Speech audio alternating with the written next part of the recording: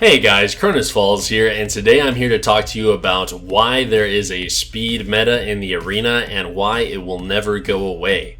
So before we get into it, let's just go ahead and talk about the base idea of a game like this, which is the action economy.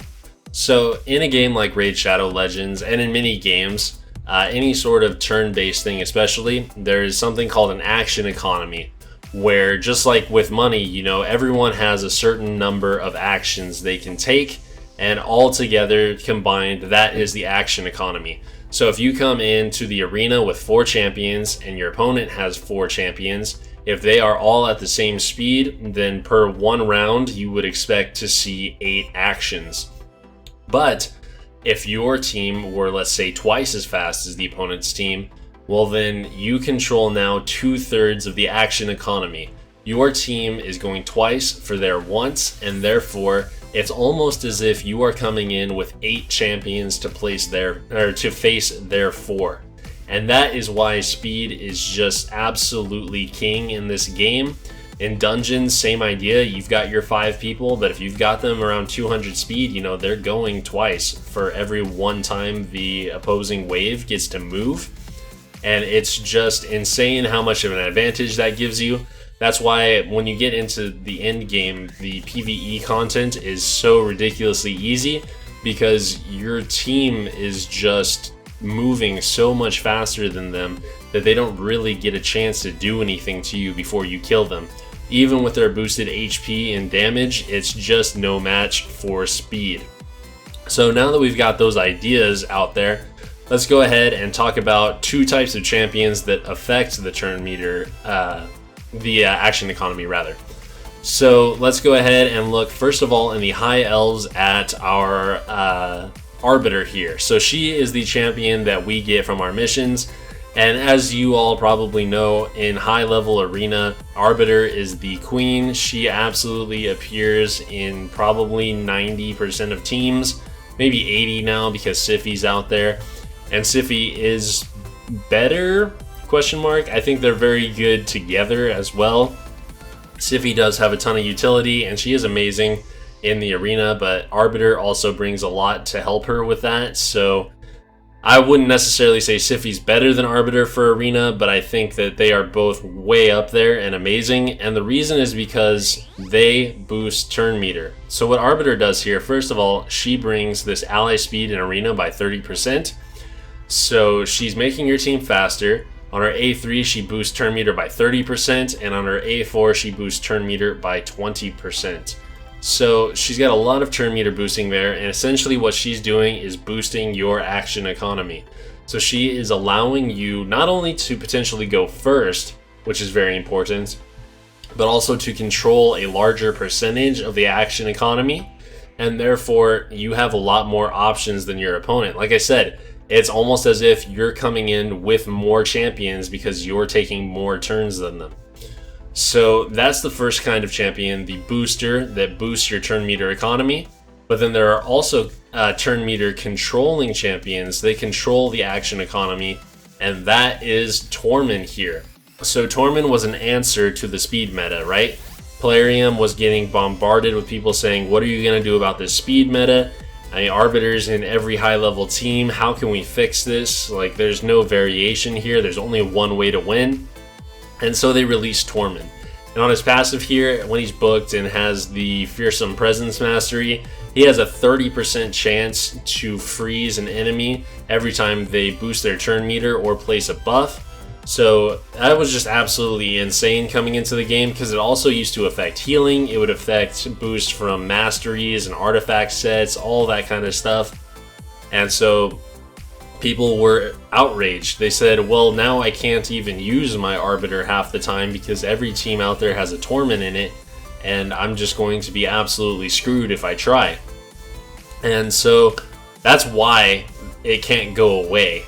Because, well, why that meta can't go away. It could, potentially, but that would make all turn meter boosters absolutely useless in arena. Because if control champions are that strong against turn meter boosters, then there's no reason to ever bring one in. So that's why Torment had to be nerfed.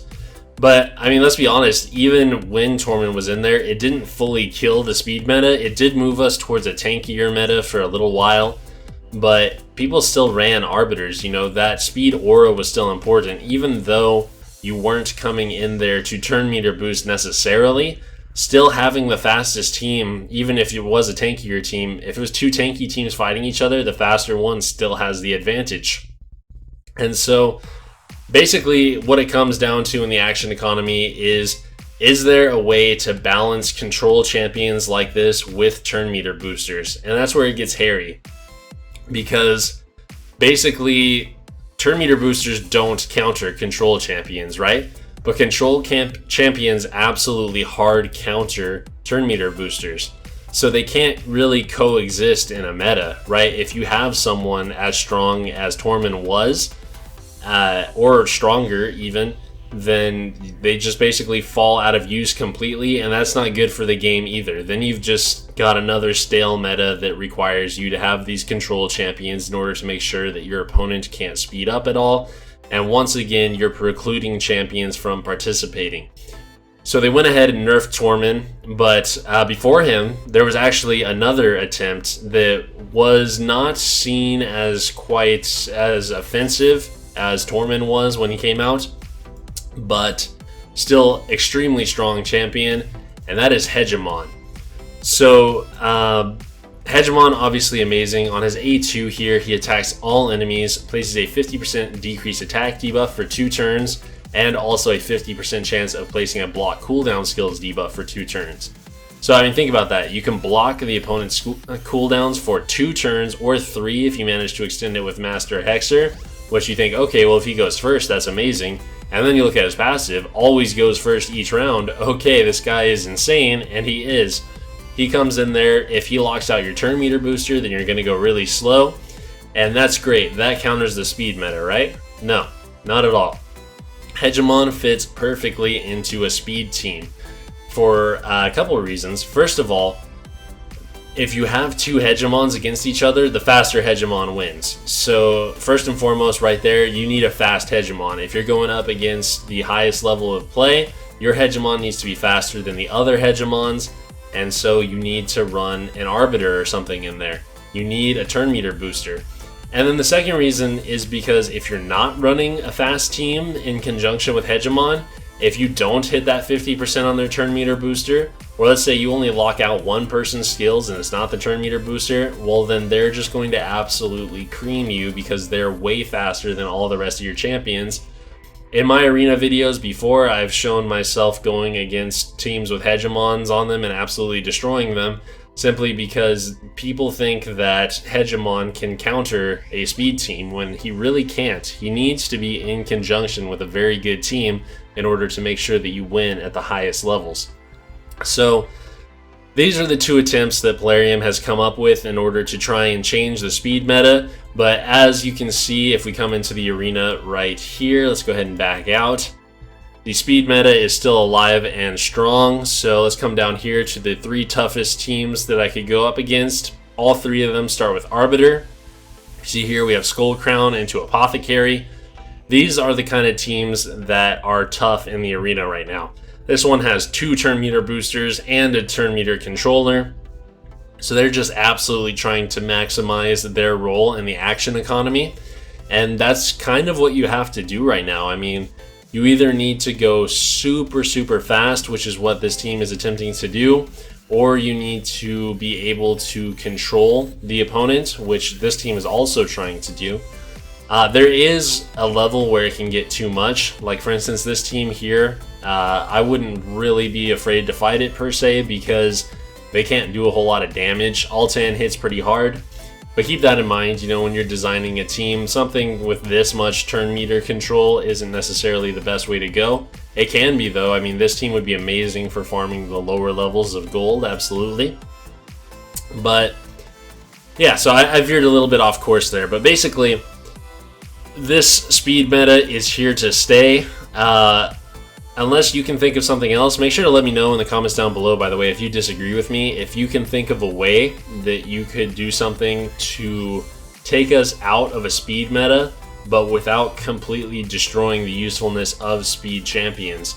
because the whole idea that we are trying to achieve in the arena when we say that we want the end of the speed meta is not for speed champions to go away, but rather for there to be a litany of options for us. We could use a speed team, we could use a tanky team, and none of those would have a decisive advantage. That is the idea, that is what people want, but I mean, just looking at the design of the game, I don't think it's possible.